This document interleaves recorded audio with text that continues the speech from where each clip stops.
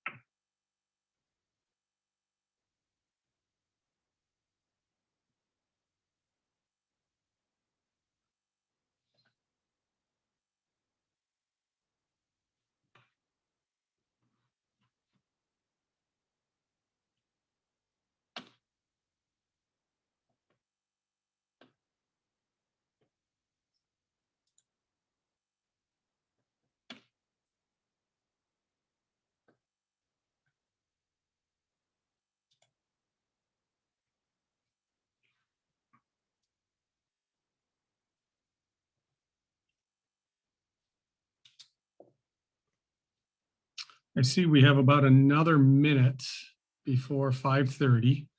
I do like to usually start on time, so we'll give another minute to people to see if anybody else logs in.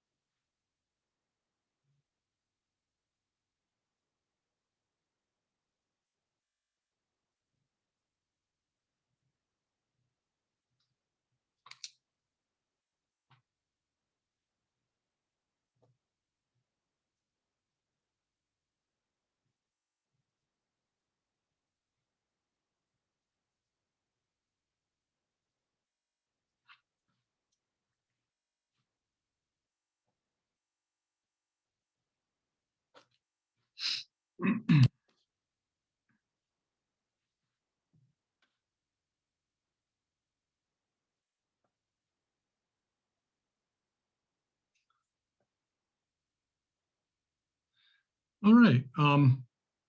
Why don't we, as I begin.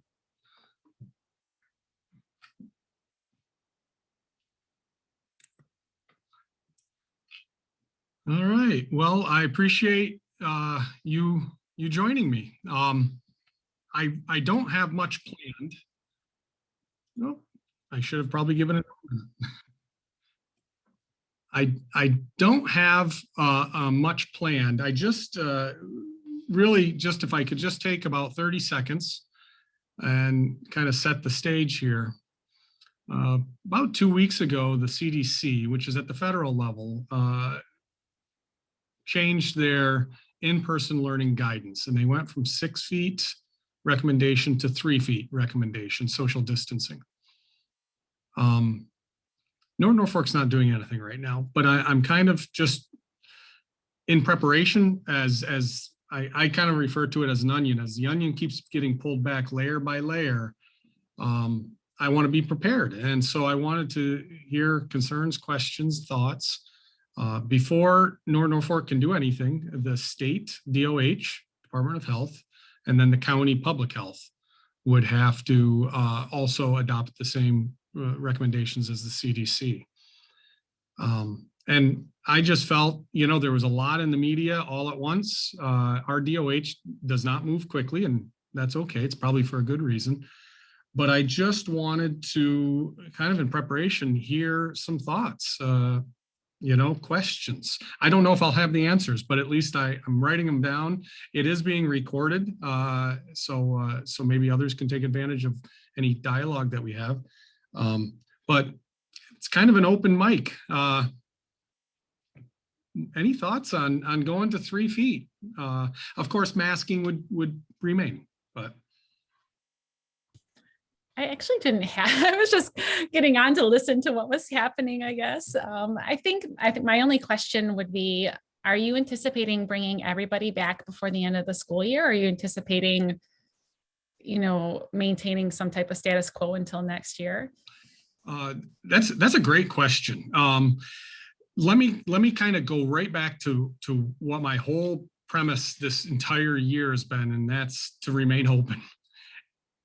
But as I have transitioned throughout this year, I see the importance of in-person connections. I'll say in-person learning, but it's so much more than that. We have a lot of students who have selected 100% remote, and that is on the table, period, for this school year. We don't know what is going to happen next year. If our protocols and policies have really set us up to see the transmission of the virus to really stop in the school. We haven't had any transmissions in school. Our desks are 6 feet plus apart. We do our best at social distancing, but we are all social creatures. And if you see second graders walking down the hall, we do our best. But again, we are social creatures. The question about bringing everyone back. So about 30% of our student population has elected 100% remote. So we went right now, when we talk about bringing everyone back, we're not talking about 1,000 kids, because that's what approximately we are. We're talking about 700-ish, in that range. When we had 1,000 students here, we were in most classrooms 3-foot distancing apart already. The convergence points are cafeteria, transportation. If we had 700 students, that's bringing everyone back who's on a hybrid schedule or what have you, bringing them back, then we would still have those convergent points of cafeteria. We think we have some plans, rescheduling, things like that. Classroom, we'd be able to fit almost a regular size class into the classroom. It is getting warmer out. Windows can be open. That will, again, reduce the potential for any transmission. Transportation will still be a bugaboo for us. We right now have one child per seat unless they're from the same household. We count the seat backs because they're high as a barrier. It's not a perfect scenario, but it's what we've been somewhat successful so far in preventing the transmission of the virus, and of course the masking. So that's a long way to get to my answer to you, Tanya, is if we're able to pull the cord, I think we have a lot of students that are in need.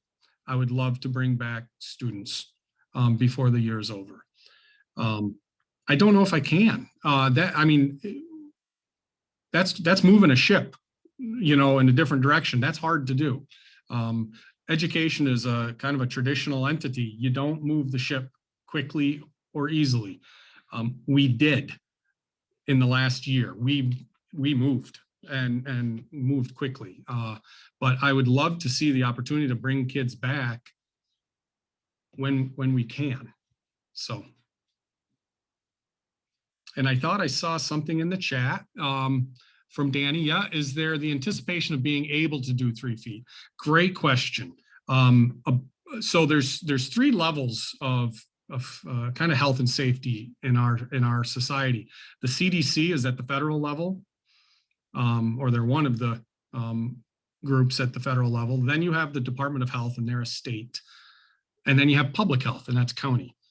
The CDC at the federal level has changed their recommendations from in-person learning from 6 feet to 3 feet.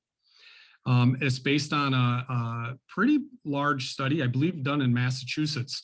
They looked at schools that had very similar setup to what we have, 6-foot social distancing, masking, and compared it to the positivity rate of schools that had the same setup, but instead of 6 feet, they had 3 feet. And they found really no difference in the positivity rates. That's wonderful. It shows that the mask does work. It shows that proper hygiene works. And it was, as I said, a large study, and they based a lot of that change on that study. I don't know if our DOH is going to be as quick to move in that direction. Truthfully, the DOH is led by our governor in a large part. And right now he probably, I'm going to guess, is going to try to make as many people happy as possible in the next month or so. So I'm going to say there's a strong possibility our DOH might change and go from 6 to 3 feet. And that's kind of why I'm here, is I want to hear what I mean, I think everyone recognizes, geez, we want kids back to school, but we want to do it safely. So you know, I want to hear your fears, your thoughts. It is promising, Danny. You're right. Yeah, it's tough for students to be remote, unless they, you know, there are many success stories for remote learning, but many of them are students who have selected that not out of fear, but out of, you know, just their own learning and their own growth. It doesn't work when it's forced so well. We found in-person's the best. Every successful adult usually can trace back in their memory a connection that they had with a non-parent adult as a child. So whether that was a coach or a teacher or a community member or an uncle, we need those connections. And we have the positive connections here. We have great people here, and I'd love to bring everyone back safely. So yeah, it's very promising. I'm kind of pumped to even have this conversation. But again, I'm not moving before I'm allowed to move. Do you, if we were able to bring more of them back, would we still have remote Wednesdays? Just throwing it out there. So right now, that's an honest question. Our teachers are kind of put the entire world on their back and are sprinting right now. And you didn't sign up for it to be like this. I understand that, and our board understands that, and that's why they granted that time on Wednesdays at the elementary, an early dismissal to collaborate, at the secondary some time to breathe, to talk, to collaborate, to make better. You're still going to have a third of our kids that are remote and have selected remote learning, and that's fine. I don't know if that option is going to be offered next year. That was on an executive order for this school year. With that said, yeah, it's my impression that right now, if we were able to bring everyone back tomorrow, you realize it's not going to happen. I mean, it'll take us time, but if we're able to do it, I would look at the 4 days a week at the secondary and leave the Wednesdays alone for right now. Mr. Oshie, you and I have been in the game for a few years. We're first year people, right? And we need that time to work together. And I'll tell you, it's paid off in spades because we have some great things going on with our learning, and we did it.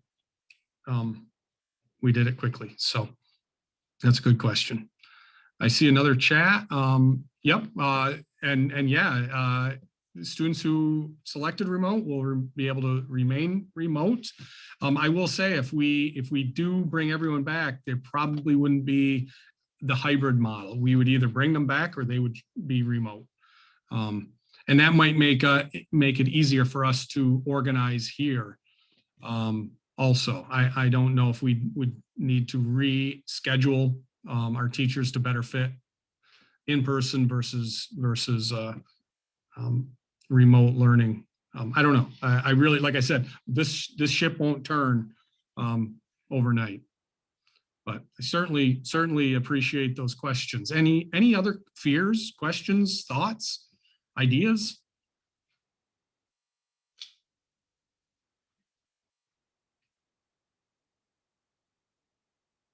I told my wife I would be late tonight.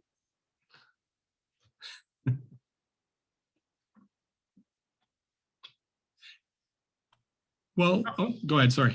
I can't tell you how much I would love to see even my AB students 4 days a week, where the only ones that I had to look at the camera for were my remote students, because then I could tell them I'll unmute and you are really in the room.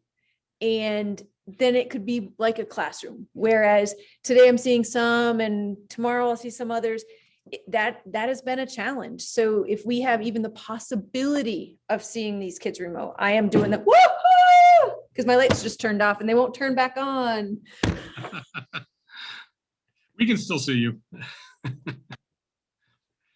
Yeah, I hear you.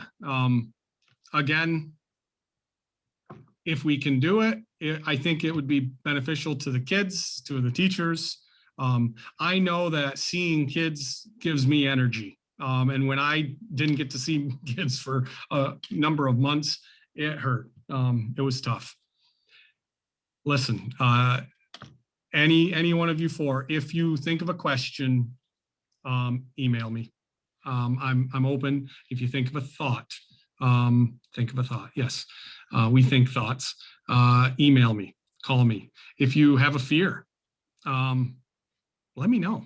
And certainly comments are always appreciated, good, bad, or indifferent. I certainly, I want to form a system that you're comfortable with, and that is best for our kids. So, all right. Please reach out if you have anything. Thanks for joining me tonight, and hopefully we'll all see each other maybe in person at some point in time. Take care, everyone. Thank you. Thank you.